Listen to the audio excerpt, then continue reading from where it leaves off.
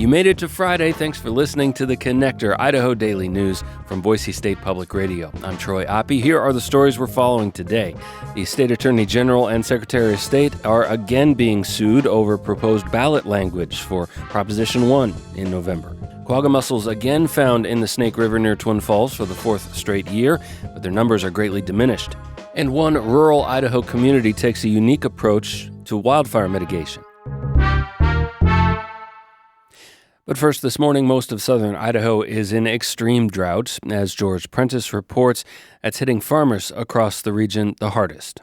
So far, 2026 is one for the record books. So Idaho has experienced its third warmest start to a calendar year since 1895. That is climatologist Larry O'Neill during this week's drought briefing to meteorologists and water managers across the region. He pointed to something called evapotranspiration. Simply put, that means what little moisture there is in the soil is evaporating even quicker into the atmosphere. It's no surprise that we see very dry soils throughout the region. We're seeing these lowest soil moisture values, again, in Idaho, are received abnormally high evapotranspiration and in some cases, historically high. For the near future, we might see some spotty bursts of precipitation, but meteorologist Catherine Fitzpatrick says the precipitation will likely be well below what we need. Precipitation will remain below normal and temperatures will remain above normal. And abnormally warm and dry is consistent with our current El Niño weather pattern. George Prentice, Boise State Public Radio News. You can read more about how this dry year has impacted the eastern Snake Aquifer at our website, boisestatepublicradio.org. 2 drivers were injured and 1 student was evaluated by medical personnel yesterday at the scene of a car versus school bus crash in Twin Falls. City police say the vehicles collided in an uncontrolled intersection north of downtown on Jackson and Shoup Avenue West. 11 students were on the bus, but first responders only needed to evaluate 1, according to police. Both drivers were transported with non-life-threatening injuries. The investigation into that crash is ongoing. Invasive quagga mussels are still being found in the Snake River near Twin Falls, but at drastically lower numbers than previous years. The Idaho Capital Sun reports the State Department of Agriculture says quagga mussel discoveries were down 77%, but they will continue the aggressive chemical treatment of the river to try and eradicate the mussels completely. The copper-based pesticide used also kills many non-targeted species, but the alternative of letting the fast-reproducing invasive mussel take over would be catastrophic for the river, recreation, and irrigation infrastructure that serves the state's ag industry.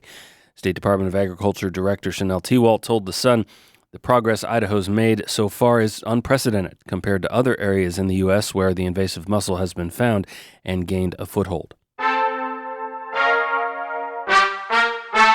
The group behind an initiative to restore abortion rights in Idaho is suing the state's Attorney General and Secretary of State. Again, as James Dawson reports, it's once again over how the question will be put to voters on the November ballot.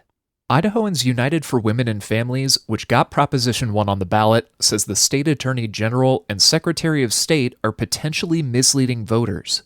The group points to the very bubbles voters will fill in to decide if they want Prop 1 to pass or fail. State officials' proposed ballot language attempts to summarize what a yes or no vote would change, despite Idaho laws saying these statements must be clear and concise. Idahoans United says voters will have a description of how Prop 1 would change state law printed directly above where they will select yes or no on the question. The group wants the choices to be like past initiatives, which simply said whether their vote would change or keep existing law the same. The printed description was hammered out after the Idaho Supreme Court ordered Attorney General Raul Labrador to rewrite it, saying it didn't fully describe the initiative's potential effects. Labrador's office said in a statement that, quote, Idaho voters deserve a straightforward explanation of what their vote will do. James Dawson, Boise State Public Radio News. The Jerome School District will not pursue an idea to stagger school start times next year to help alleviate pressure on the district's busing system and school traffic concerns. The district had proposed offsetting high school, middle school, and elementary school starts, with the youngest kids starting their day earlier at 7:30 and splitting older students into separate bus routes. Idaho Ed News reported on the initial proposal, which the district said could allow expanded bus service over a greater footprint, though it would cost more in fuel. Parents didn't like the idea, with more than 60% opposed in a survey. The Times News reports the district has shelved the idea for now, and next school year's schedule will remain as it is now. But the idea may be revisited in the future. On the fire watch, Level 2 evacuation warnings in place near the town of Cary have been lifted as fire crews close in on containment of the wild horse fire in northeastern Lincoln County. That fire, though, again grew significantly in size yesterday, now estimated at 90,000 plus acres, with most wind-driven growth coming on the eastern flank of the fire. It's burning into lava field areas, and that's a natural containment line. Fire managers say full containment is expected on the wild horse by Sunday night.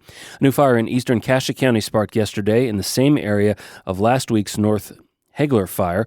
The Coldwater fire is estimated at about 3,000 acres. No other information is available.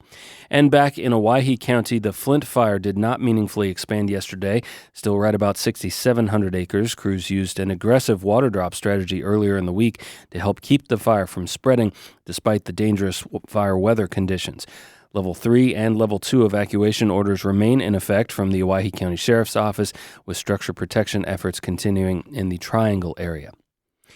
This fire season has again shown the enormous risk that so many communities across our region face.